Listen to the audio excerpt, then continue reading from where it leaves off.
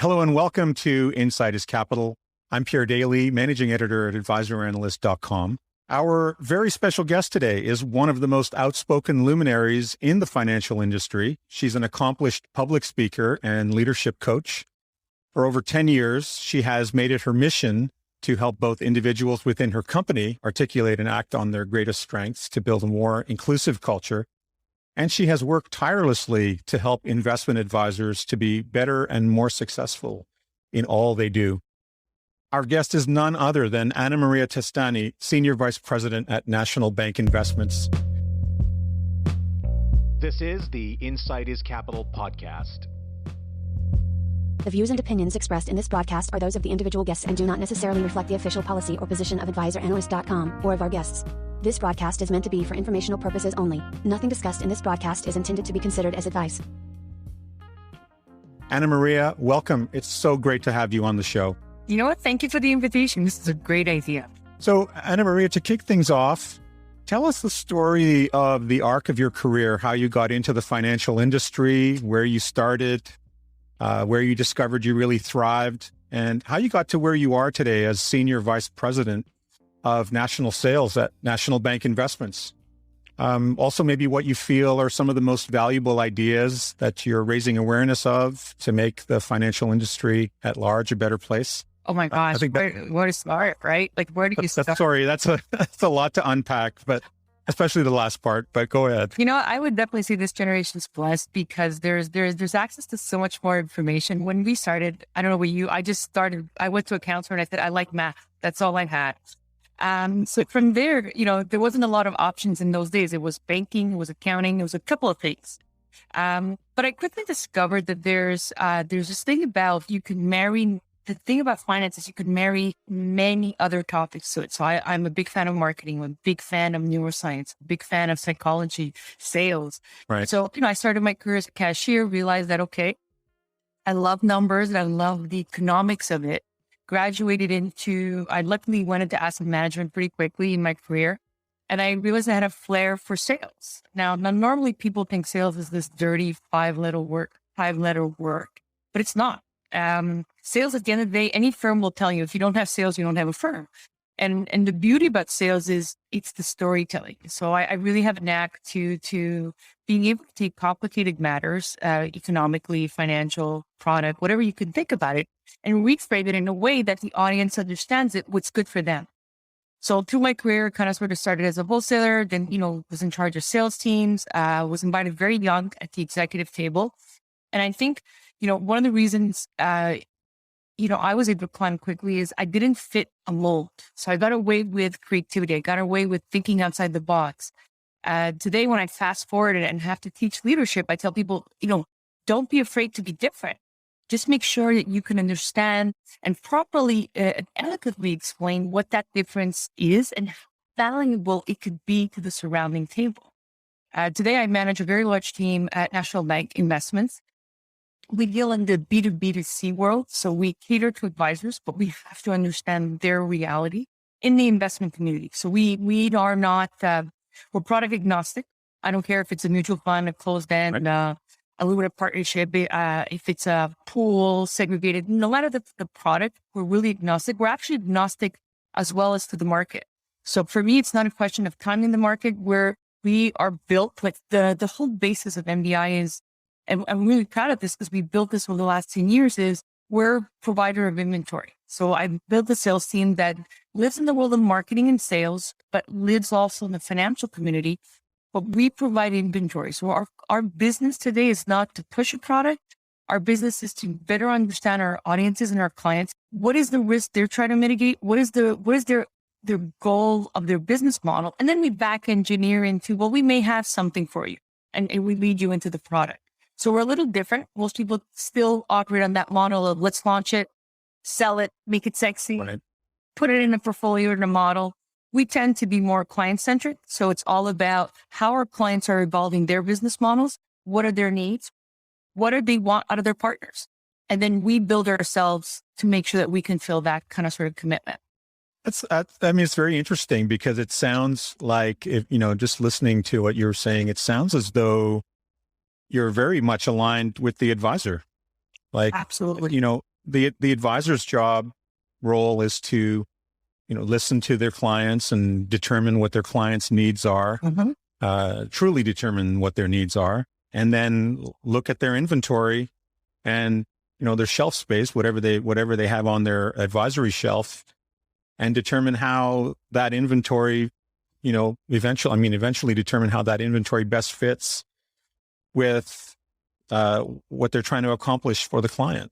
For sure. I mean, look, Yeah. I'm a firm, and I've said this before, right? I'm a firm Yeah. believer in advice.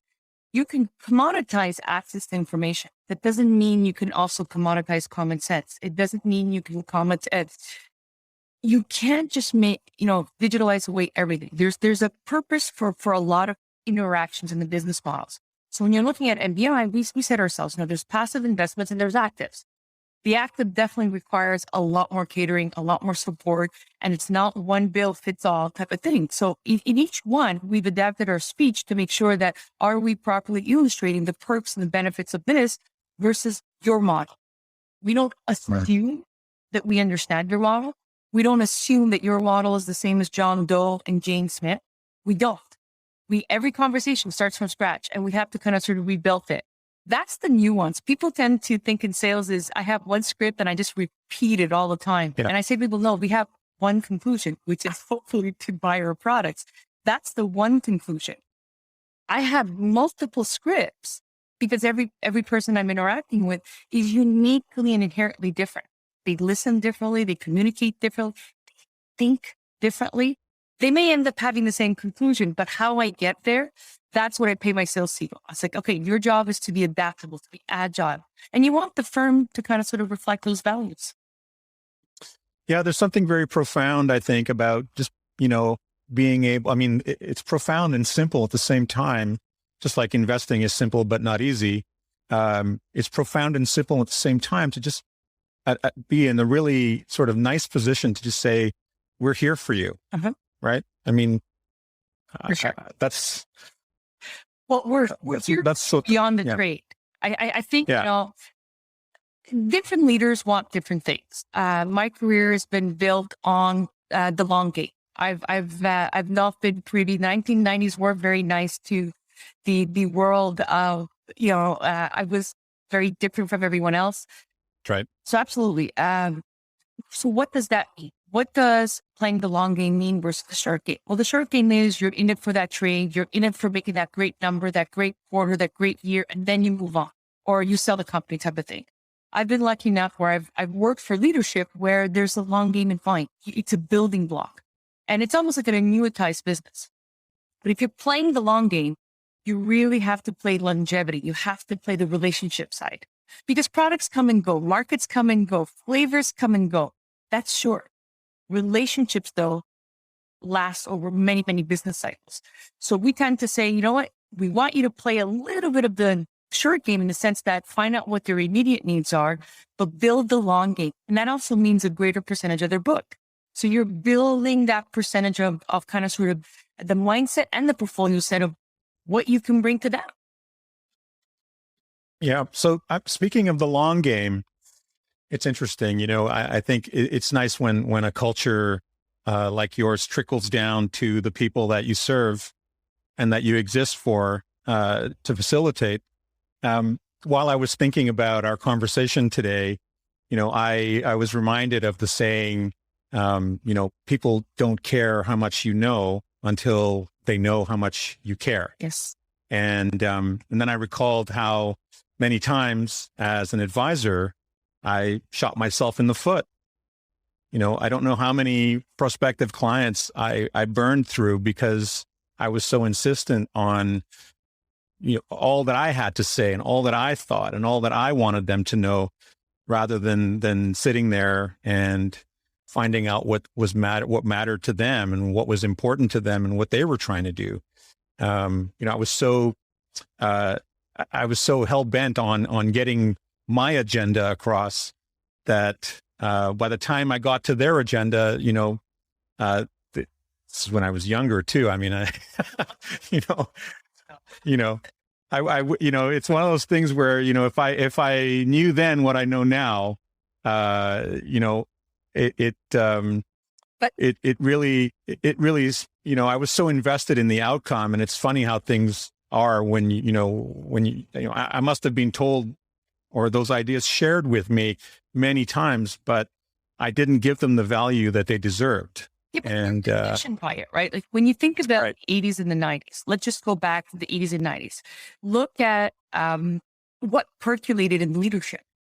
If there was the showman, right? Like, and I don't mean showman Yeah. just because it was male. It was like you showed up, you pizzazz, you were busy talking, right? We were taught that leaders take a lot of space, leaders talk a lot, leaders are there to wow. That's what we kind of sort of got to believe that leadership kind of sort of positioning is, right? And I do think advisors have a leadership role. Absolutely. There's an evolution to kind of sort of everything. And then we started realizing, well, if you're busy talking, what is it you're not doing? You're not listening. So as the business commoditizes the repetitive, low value transactional things that we do, right? Today, that's where we are. Yeah. Today, there's an inflection point. What made you great as an advisor is no longer viewed as high value, right? Like that, the showing me the portfolio, helping me understand the portfolio, getting the statements, like all these are getting kind of sort of commoditized. So then the discussion becomes, well, how can you be different? What's active listening? See, most of us start with, here are the 5 things I will tell John. I'm going, how do you know those are the 5 things that really resonate with John? And they'll say, well, John only cares about returns. Doesn't? Or is that the only thing he's been led to believe that that's important? Same thing when we have the conversations with Jane. Hey, Jane, are you okay? Yes. Well, maybe you need to reframe your questions, because the manner in which we communicate, we get delivered topics that lead us into false positives. And then we're shocked when clients kind of leave because there's a disengagement. I think we've lost the art of active listening. We think active listening is this, just sitting down and nodding your head. Right. I do conferences. I do a bunch of coaches and leadership on just active listening alone. So, I tell people, where are you in the spectrum? Because you can be lost in details or you can be too emotional. Where are you at all times? And in order to figure out yourself, then you need to figure out where your client is. How many of us are trained in today's environment to be active listeners? Absolutely. So Annamaria, when you say active listening, what do you mean? So for me, active listening is being in the moment. When you've asked a question, don't then turn into your own internal dialogue. Like, I don't know about you, but I have kids. So a lot of times they're asking you a question, but they've already kind of formulated an answer and they're already thinking of the next question to ask me. And I'm like, no. Listen to what I have to say.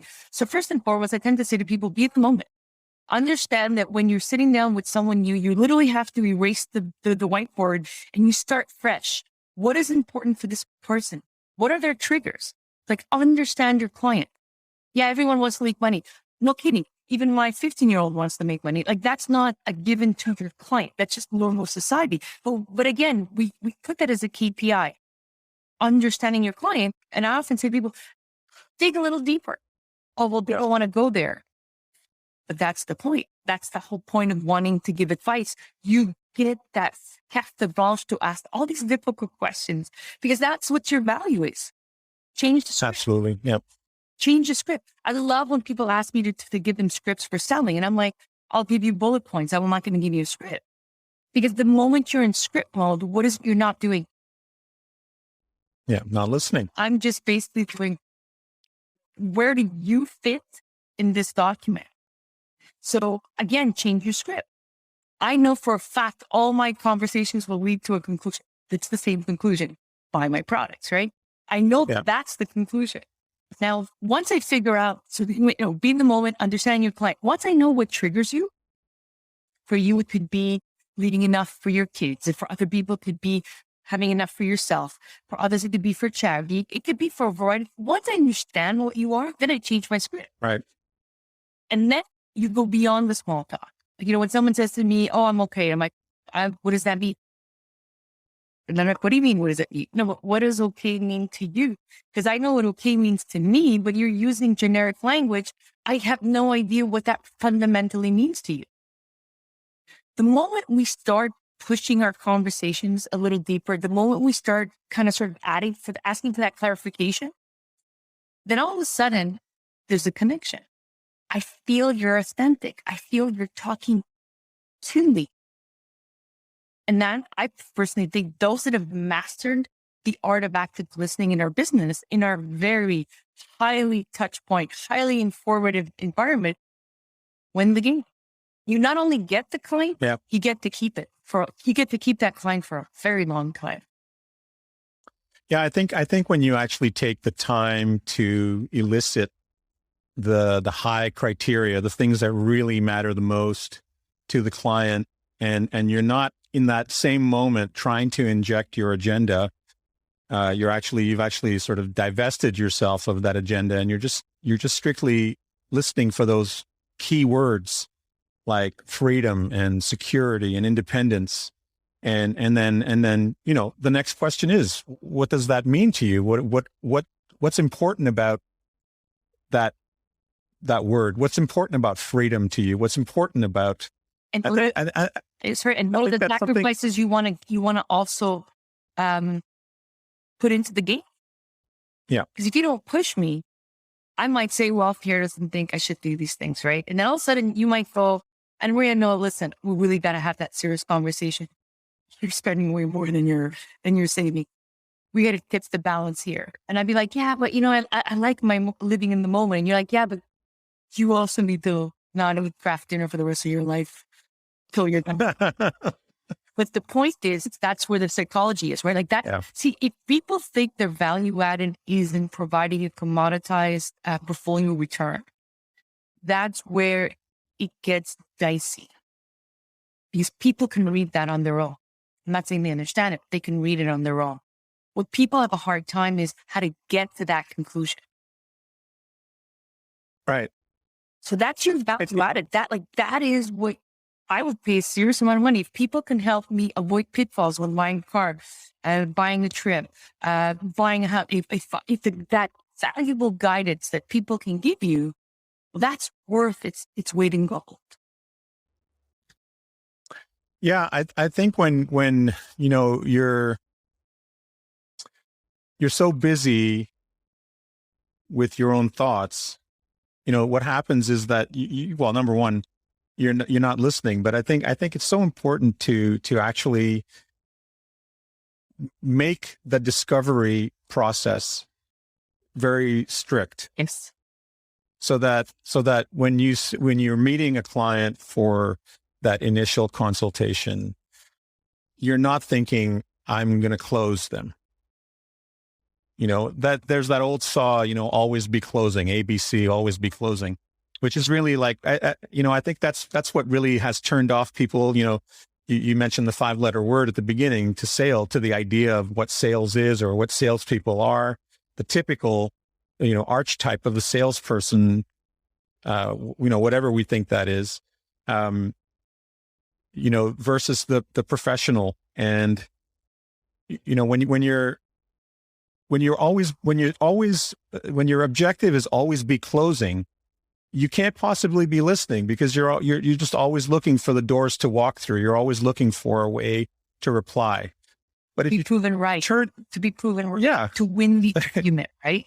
To get compliance, to win after, you know, to win a yes, to get a commitment. And, you know, one of the best things I ever heard was always be opening. Just change that last word, always be opening. In other words, not opening accounts, always be opening the relationship, always be opening up the discussion, opening up the conversation, opening up for, you know, be curious, getting using those initial meetings with new, you know, prospective clients, to open the relationship, to set the tone, to find out everything that you need to find out from them in order to actually effectively get through.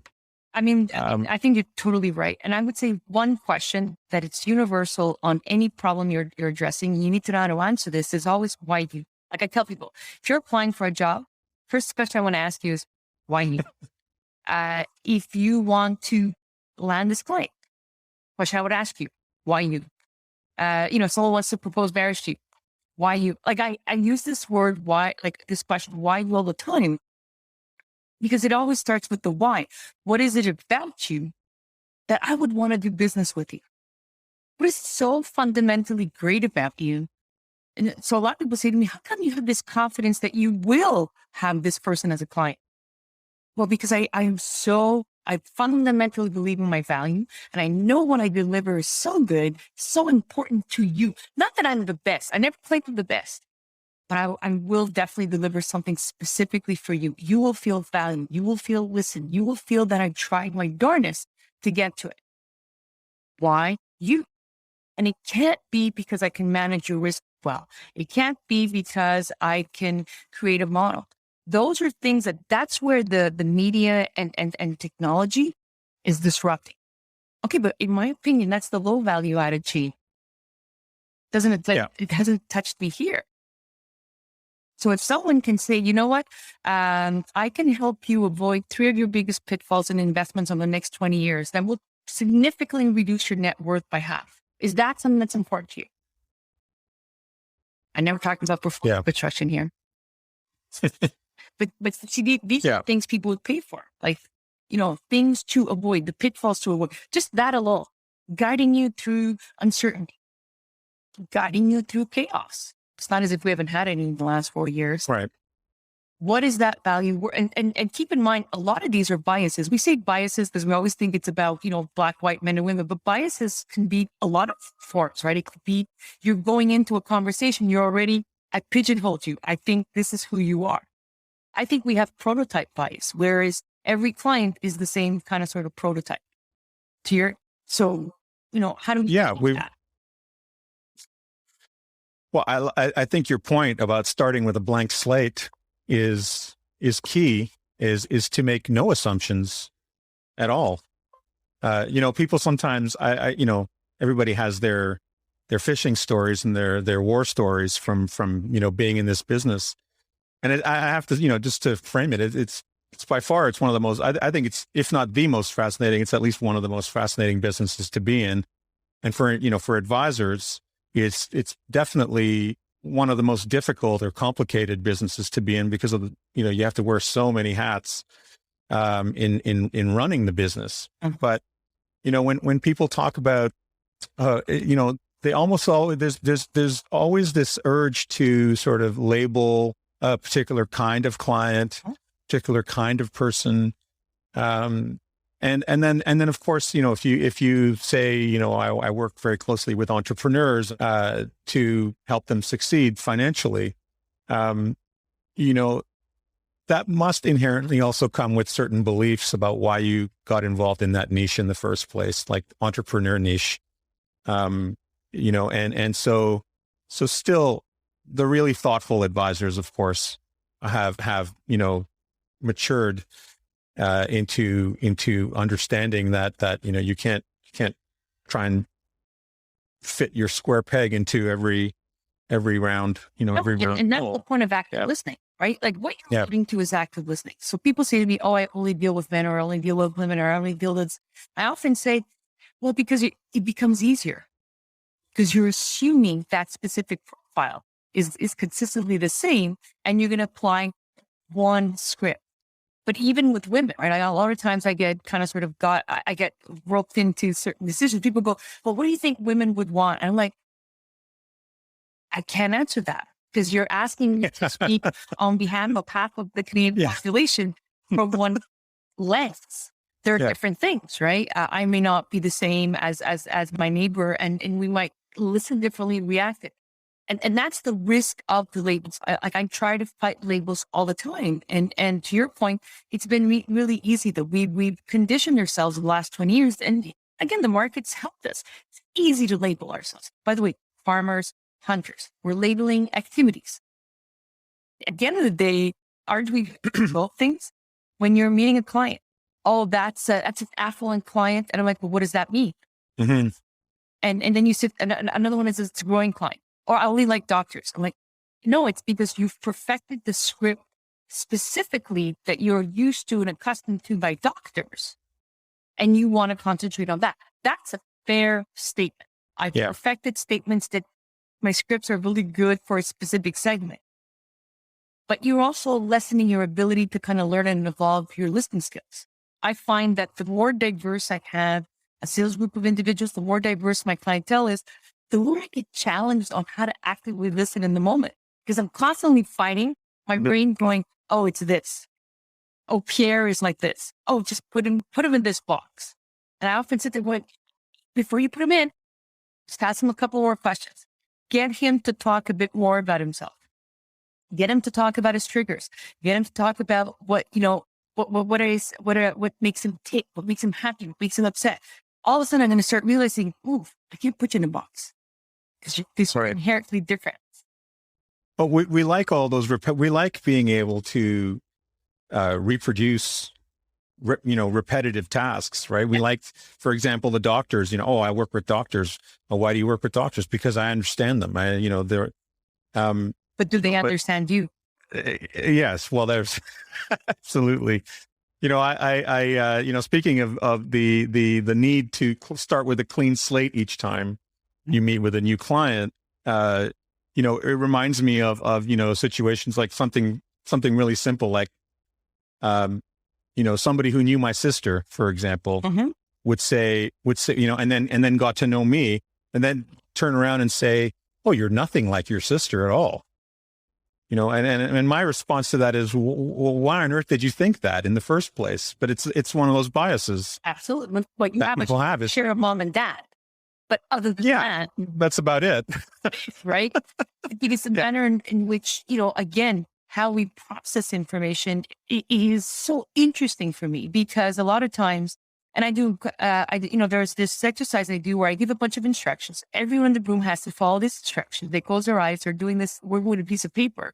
They open their eyes, and then I show them my paper, and I'm like, I don't get it. We're 20 in a room. I gave exactly the same 7 instructions to the 20 of you at the same time, but yet none of our papers look alike. What? Because I used words of fold in half, turn 90 degrees. I said, cut a little piece. What does little mean? What does a lot mean? What does good mean? Like, oh, my portfolio is doing good. What does that mean, right? We don't ask for that clarity. So by default, what happens? You jump into labels. Oh, good means it's fine. I just didn't know what else to tell you. So I said it was good. I was okay. I felt bad here. I didn't want to tell you that I was not feeling okay. So I said it was okay because it would get you off my back. That's how bad labels are. They limit our ability to truly understand not our employees, right? Because even these advisors that have these big teams, a lot of times they're saying, oh, I have high turnover. Okay, well, why are we hiring certain individuals? Are you hiring a prototype? Are you kind of sort of limiting yourself an ability to get different kind of sort of interactions in your teams because you're going with one approach? If someone's different, you got to manage that difference, not make it harmonized to you. That's hard. But we're not trained to envelop and appreciate differences. What do? The moment someone's different, we try to say, back into our square. Same thing with our clients. The more it fits that model, the more we like them. The more that they don't fit that model, the more we're like, oh, it's a lot of work. Yeah, but that one work can mean long-term benefits. And those that get it right have a very diverse group of clientele in their book of business and have a sticky client. This client will stick over time, which you and I both know increases the value of your book. And key takeaways for active listening. After